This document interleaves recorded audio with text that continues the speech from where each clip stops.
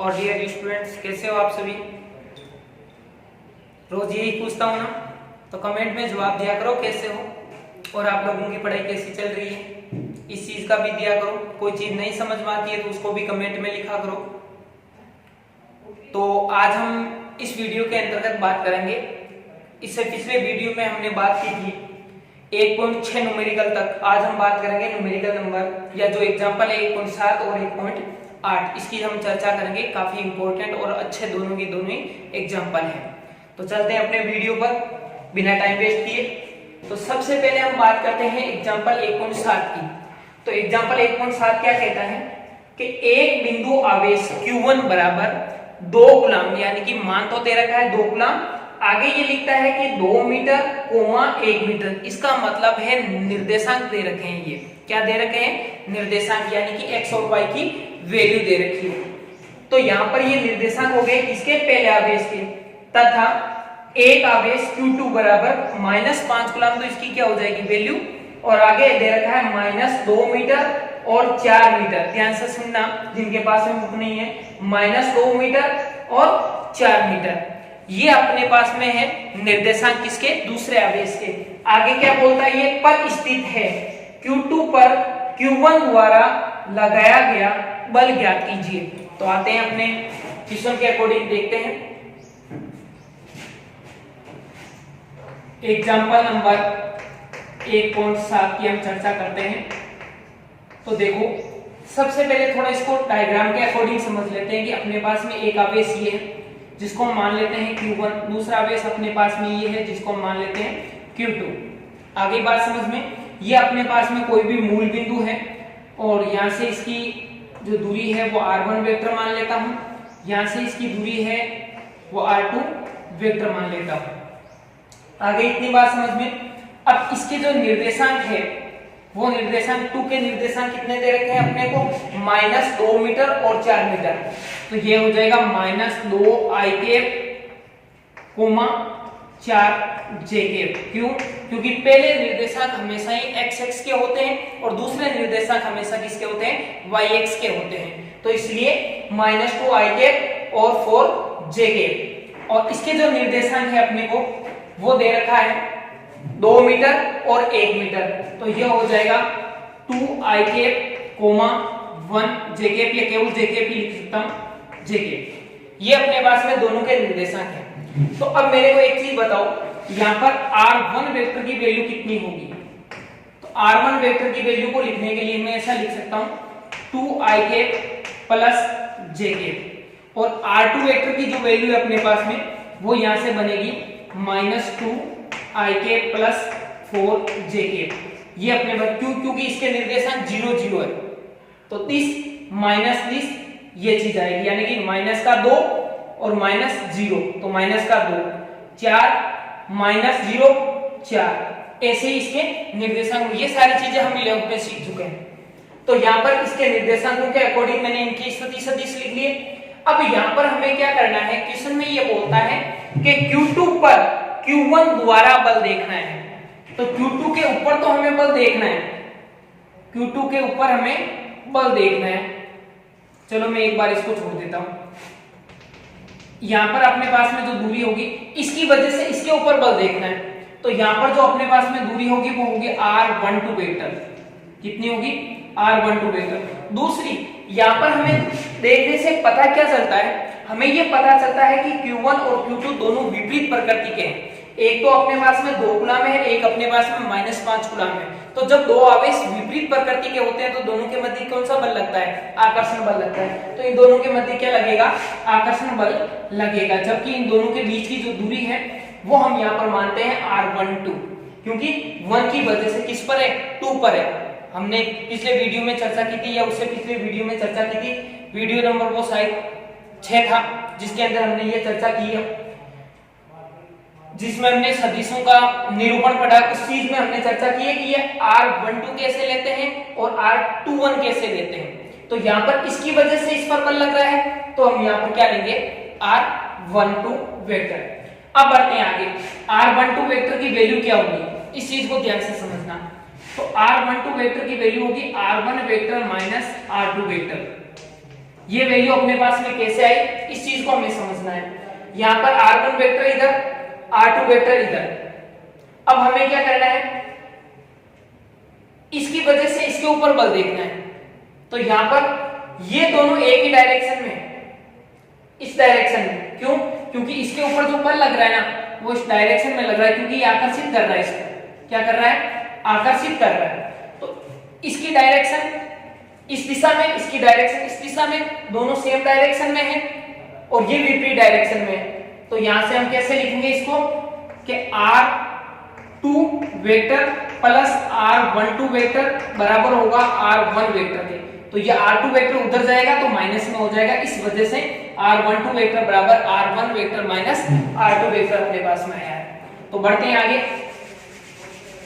यहां पर तीसरी चीज भी मैं नोट कर लेता हूं, r12 वेक्टर की जो वैल्यू अपने पास में होगी वो होगी r1 vector minus r2 vector, और इन दोनों की जो मान अपने पास में आएगा वो होगा, यहां से r1 की वैल्यू कितनी है 2i cap plus j cap minus यहां पर r2 की वैल्यू है minus 2i cap plus 4j cap, ये वैल्यू आ गई। यहां से अपने पास में टोटल कितना बन जाएगा, ये माइनस माइनस प्लस हो जाएगा, तो यहां पर हो गया 4i कैप प्लस ये माइनस और यहां पर प्लस, प्लस माइनस माइनस हो गया, j एक बार है, यहां पर 4 बार है, तो 4 बार किसका, माइनस का, और यहां पर एक बार किसका, प्लस का, तो माइनस का 3j के। ये अपने पास में वैल्यू आएगी किसकी, r12 वेक्टर की। याद रखना है इसको, क्योंकि आगे अपने पास में काम में आएगी। अब हम बात करते हैं दोस्तों बल की। तो अपने पास में जो बल है F, और ये बल जो होगा वो बराबर होगा K Q1 Q2 बटा R12 स्क्वायर, और यहां पर अपने पास में आएगा R12 कैप। क्यों? क्योंकि ये सदिश रूप में हमने यहां पर लिखा है। इसको देखना, R12 जो हमने चीजें लिखी है इसको समझने का प्रयास करना। अब यहां से क्या होगा,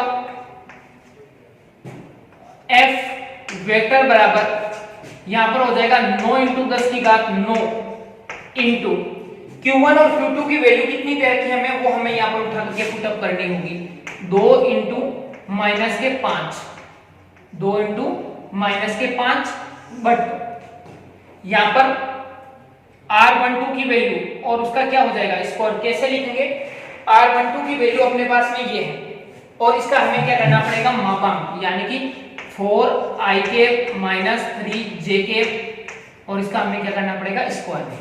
और यहाँ पर अपने पास में जो वैल्यू आएगी उसका हमें कैप में लिखना है या कैप की वैल्यू लिखनी है। तो कैप की वैल्यू हम कैसे लिखेंगे, एक बार देखना ध्यान से, यहाँ पर हो जाएगा R12 वेक्टर बटा में क्या हो जाएगा, R12 वेक्टर का मापांक। ऐसे ही लिखते हैं एकांक सदिश को। अब यहां से हम बात करते हैं आगे, F वेक्टर बराबर यहां से अपने पास में हो जाएगा माइनस का 10 और ये हो जाएगा माइनस का 90 इंटू 10 की पावर 9 बटा में यहां पर हो जाएगा 4i cap minus 3j cap, 2 घात हो जाएगी।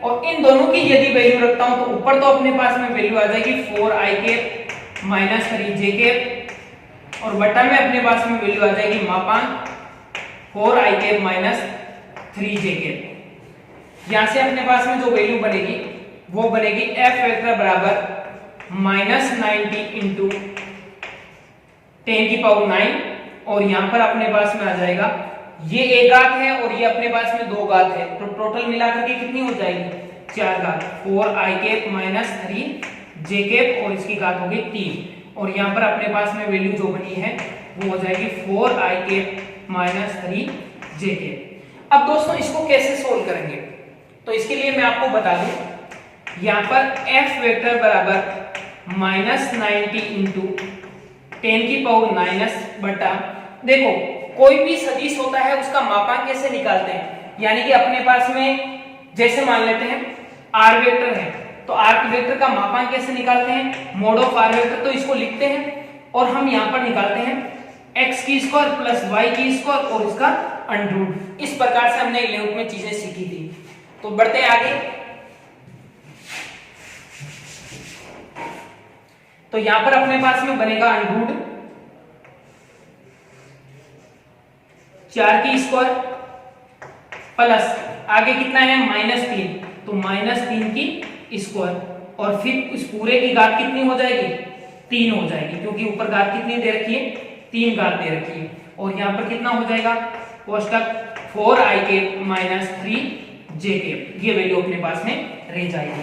इसके बाद में बढ़ते हैं आगे, तो f वेक्टर बराबर यहाँ पर -90 × 10⁻⁹ बटा, यहाँ पर देखें तो टोटल कितने हो रहे हैं 16, तो ये √ में बन गया अपने पास में 16 प्लस इसका कितना बन गया 9, और यहाँ पर पावर है वो अपने पास में आ गई 3, और यहाँ पर × 4i³ - 3j³। फिर इसके बाद में अब तो आप सोल्व कर ही लोगे, क्योंकि ये कितना हो रहा है 25 का √ कितना होता है 5, और 5 की घात कितनी आ रही है 3, यानी कि 5 × 5 × 5 125 और ऊपर कितना आ रहा है 90। सोल्व कर लेना, ये राशि वैसी है जैसी की जैसी रहेगी, इन सबको मिला करके आपको एक डिजिट बनाना है।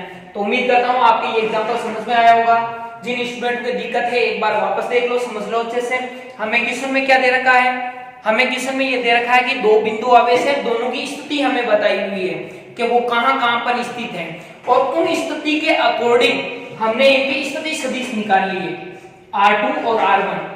यहाँ पर पहले निर्देशांक लिखे, फिर इनके अकॉर्डिंग हमने क्या लगा दिया, पहले वाले के I और दूसरे वाले के J। तो यहाँ पर लिख करके हमने R1 वेक्टर R2 वेक्टर निकाल लिया, फिर हमने निकालना था R12, तो R12 हमने यहाँ पर इन दोनों को माइनस करके कैसे किया, वही त्रिभुज नियम, इसको अकॉर्डिंग हमने कर करके यहाँ पर R12 वेक्टर निकाल लिया। फिर चलते हैं अपने बल पर, तो बल का जो मान होता है यहाँ पर F वेक्टर बराबर हो जाएगा K∗1/2 बटा R12 स्क्वायर, और यहाँ पर आएगा R12K।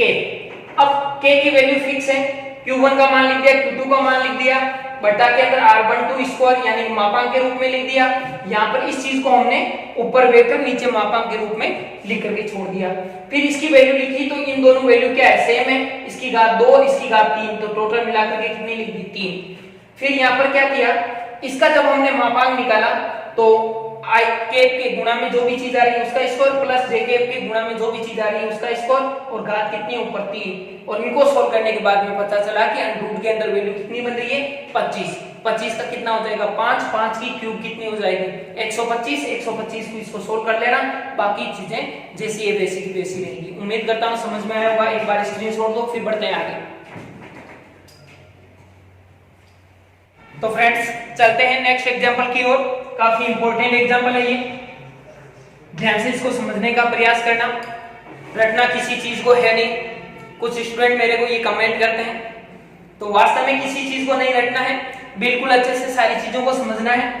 तो यहाँ पर ये कह रहा है एग्जांपल के अंदर कि दो छोटे बिंदुवत गोले प्रत्येक का द्रव्यमान कितना है 200 ग्राम है। एक उपनिष्ठ बिंदु से दो कुचालक धागों जिनकी प्रत्येक की लंबाई कितनी है 40 सेंटीमीटर। मैं साथ साथ में करता जाता हूं काम। अपने पास में दो कुचालक गोले हैं इस प्रकार से, और इन कुचालक गोलों को क्या किया गया है, दोनों कितने हैं 200 ग्राम के हैं, और प्रत्येक उपनिष्ठ बिंदु से दो कुचालक धागे, और यहाँ पर कोई एक उपनिष्ठ बिंदु है, इससे इनको दो कुचालक धागों से हमने क्या कर दिया इस प्रकार से बांध दिया।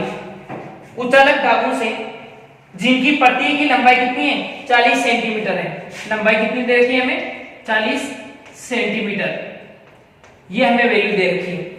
आगे क्या बोलता है, दोबारा लटका दिया गया है, दोनों गोले समान आवेशित है, इस चीज का ध्यान रखना, दोनों पर चार्ज कैसा है सेम चार्ज है, तथा साम्य अवस्था में इनके बीच की दूरी है वो 4 सेंटीमीटर है। तो इनके बीच की जो दूरी है वो साम्य अवस्था में कितनी है 4 सेंटीमीटर की दूरी है दोनों के बीच में।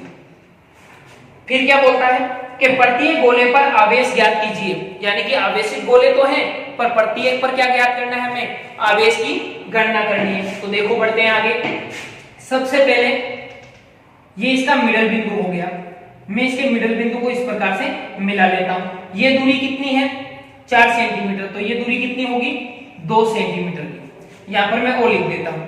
अब आपको पता है क्वेश्चन में खुद बोल रहा है कि दो छोटे बिंदुवत प्रत्येक का द्रव्यमान इतना है, उपनिष्ठ बिंदु से इनको बांधा हुआ है, तो समान इनके ऊपर आवेश है। आवेश क्या है दोनों पर समान आवेश है, समान आवेशित है। तो समान आवेशित है तो आपको पता होगा दोस्तों प्रतिकर्षित होंगे कि नहीं होंगे।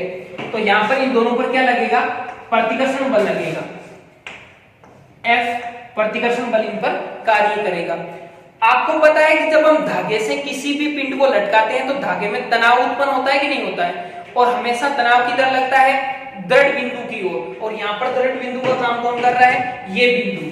तो यहाँ पर इसके ऊपर तनाव बल लगेगा और तनाव बल लगेगा T, इस प्रकार से। और आपको पता है गोले का जो द्रव्यमान है उस द्रव्यमान की वजह से गुरुत्वाकर्षण बल भी लगेगा, और उस गुरुत्वाकर्षण बल की जो वैल्यू होगी वो नीचे की ओर होगी, जिसको हम लिखते हैं mg।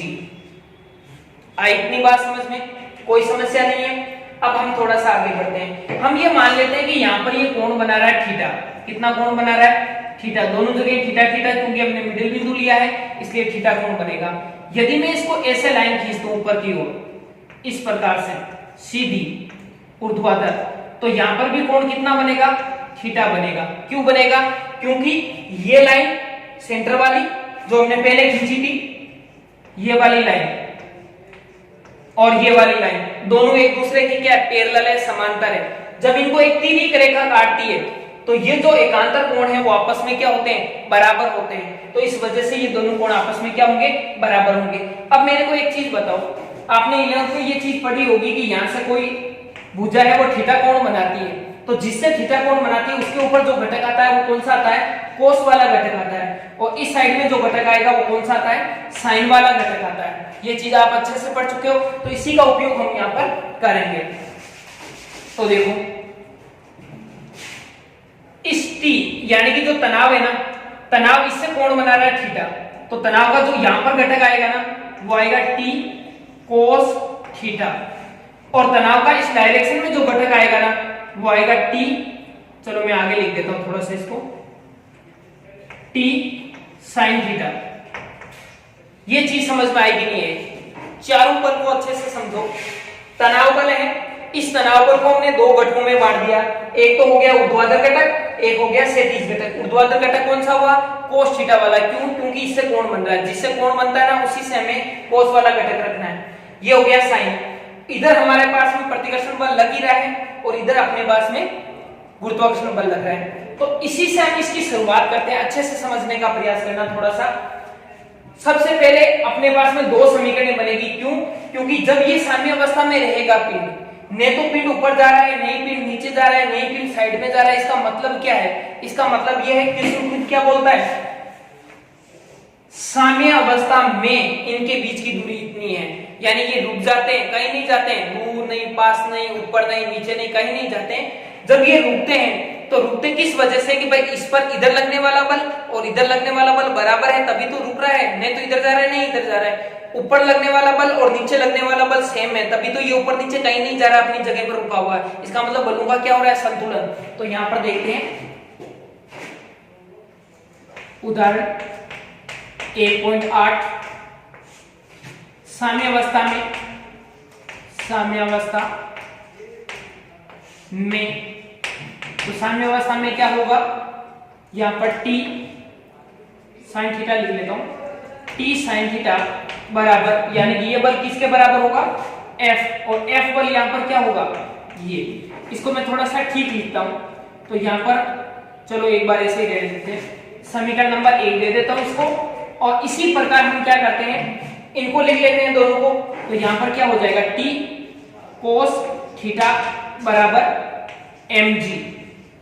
अब यहां पर इसको दे देते हैं समीकरण नंबर 2। फिर क्या करते हैं, from equation first divided by equation second. समीकरण 1 में यदि समीकरण 2 का भाग देता हूं तो यहां पर आएगा T sin थीटा बटा T cos थीटा बराबर, यहां पर अपने पास में हो जाएगा F बटा mg। दोस्तों ध्यान रखना, यहां पर जो F है ना वो प्रतिकर्षण बल है। कौन सा बल है, प्रतिकर्षण बल, जो इन दोनों आवेशों, दोनों पिंडों के मध्य लग रहा है। अब यहां से देखते हैं तो ये अपने पास में बनेगा, T से T कैंसिल हो जाएगा, यहां पर अपने पास में बन जाएगा tan थीटा टेन थीटा बराबर अपने पास में क्या चीज बनी, एफ अपॉन एम जी। इसको मैं दे देता हूं समीकरण नंबर 3। अब मैं यहां पर एक चीज और लिख लेता हूं, उसी को भी ध्यान से समझ लेना। इफ यदि theta is very short, theta is very short, then तब क्या होगा, then sine theta almost equal होता है टेन थीटा के, और ये दोनों ऑलमोस्ट इक्वल होते हैं किसके, थीटा के। ये चीज ध्यान से समझना, यानी कि जब थीटा का मान शॉर्ट होता है तो टेन थीटा थीटा के बराबर होता है, साइन थीटा भी थीटा के बराबर होता है, यानी ये चीज भी थीटा के बराबर, ये चीज भी थीटा के बराबर, तो ये दोनों भी आपस में क्या हो सकती है, लगभग बराबर हो सकती है। तो एक काम करते हैं, यहां से ये चीजें हमने यहां पर समझी है, तो इसी को मैं इसमें अप्लाई कर देता हूं। जैसे मैं इसको इसमें अप्लाई करता हूं तो यहां से क्या चीज बनेगी, नई चीज देखना, यहां पर हो जाएगा साइन थीटा बराबर एफ बटा एम जी, यानी कि मैं ऐसा भी लिख सकता हूं क्योंकि दोनों ऑलमोस्ट क्या है, इक्वल है। ये अपने पास में बन जाएगी समीकरण नंबर 4। अब हम बात कर लेते हैं थोड़ी सी और आगे। तो यहां से आप ध्यान से देखो, ये अपने पास में कोण है थीटा, थीटा के सामने की भुजा सदैव क्या होती है, लंब होती है। क्या होती है, लंब। और 90 डिग्री एंगल के सामने की भुजा सदैव क्या होती है, कर्ण होती है। और बची हुई है वो क्या होगी, आधार होगी। तो आपको पता है लाल बटा काका से साइन में क्या आता है, लाल बटा काका से साइन के लिए क्या बनता है अपने पास में, लंब बटा कर्ण। तो यहां पर अपने पास में हम ये कह सकते हैं चित्रानुसार साइन थीटा बराबर लंब बटा कर्ण, यहां से।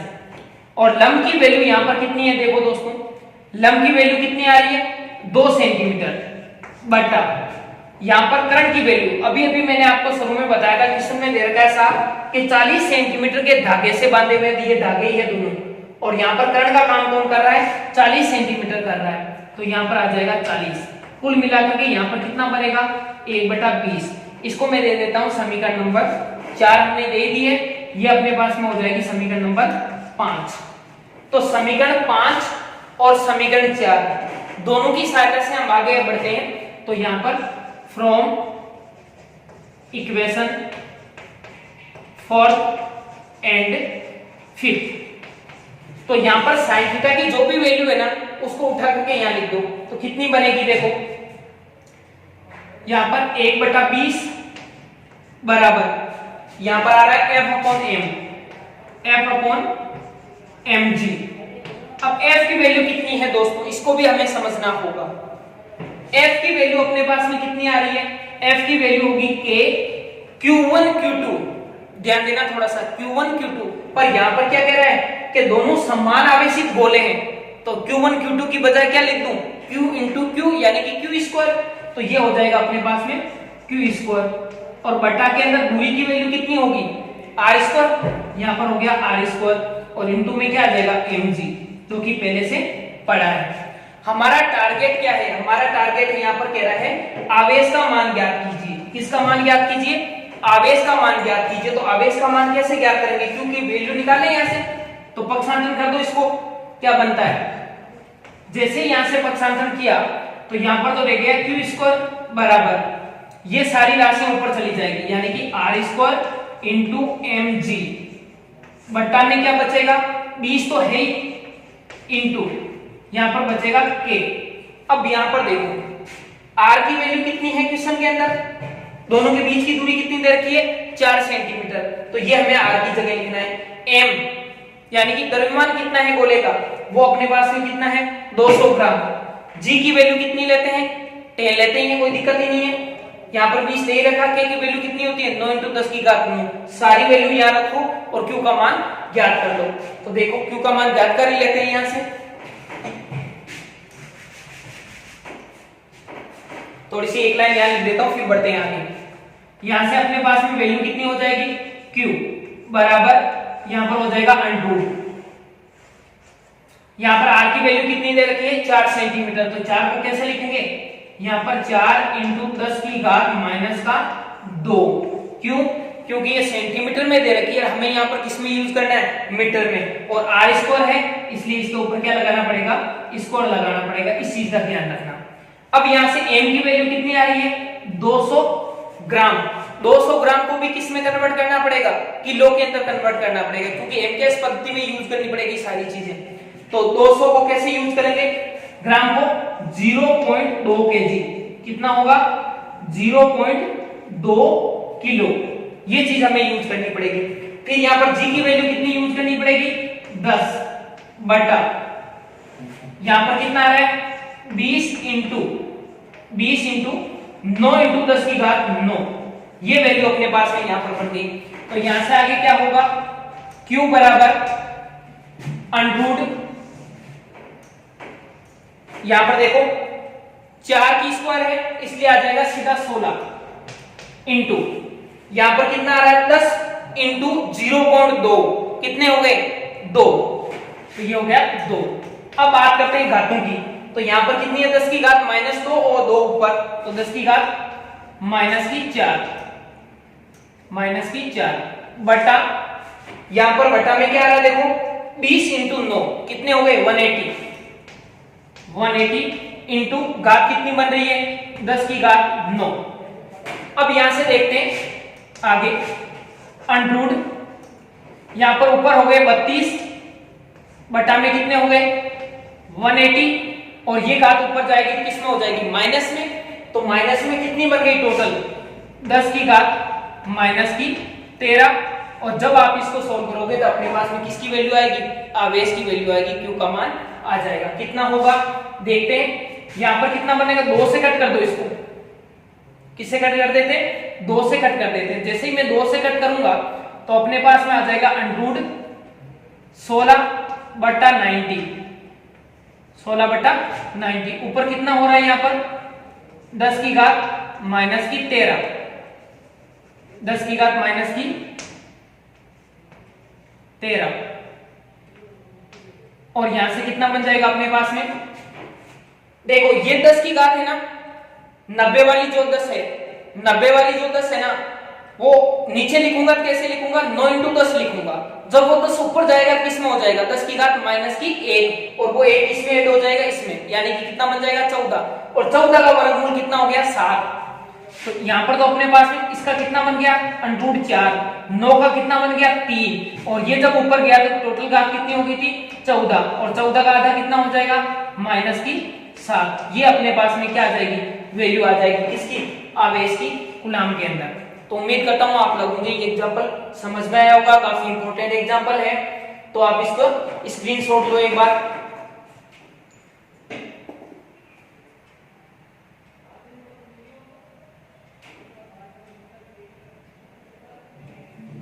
तो दोस्तों आज के वीडियो में हमने 2 इंपॉर्टेंट एग्जांपल देखे, इन्हें समझने का प्रयास करना, अच्छे से नहीं समझ में आए तो मेरे से एक बार चर्चा जरूर करना, क्योंकि काफी इंपॉर्टेंट एग्जांपल थे दोनों ही, इसीलिए इनमें वक्त लगा, टाइम लगा, और उम्मीद करता हूं आप लोग साथ साथ में पढ़ रहे होंगे। जो स्टूडेंट साथ साथ में नहीं पढ़ रहे हैं उन्हें मैं एक सजेशन दे देता हूं, काफी समस्या फिजिक्स सब्जेक्ट में आएगी, अगर आप अभी नहीं संभले तो मैं आपके लिए तैयार हूं, आप प्रयास करो ज्यादा से ज्यादा पढ़ने का। कितना टाइम लगता है, आधे घंटे का वीडियो बनता है, पूरे दिन के अंदर आधा घंटा ही आपको नहीं मिलता है, ऐसा थोड़ी होता है। एक बार जरूर इजीली इनको समझने का प्रयास करो, साथ साथ में चलने का प्रयास करो। मैं एग्जांपल इसलिए करवा रहा हूं क्योंकि यही वो कड़ी है जो काफी डिफिकल्ट बनाती है फिजिक्स को। उम्मीद करता हूं मेरी बात आप समझ रहे होंगे। वीडियो को लाइक करो, शेयर करो ज्यादा से ज्यादा। थैंक यू, जय हिंद।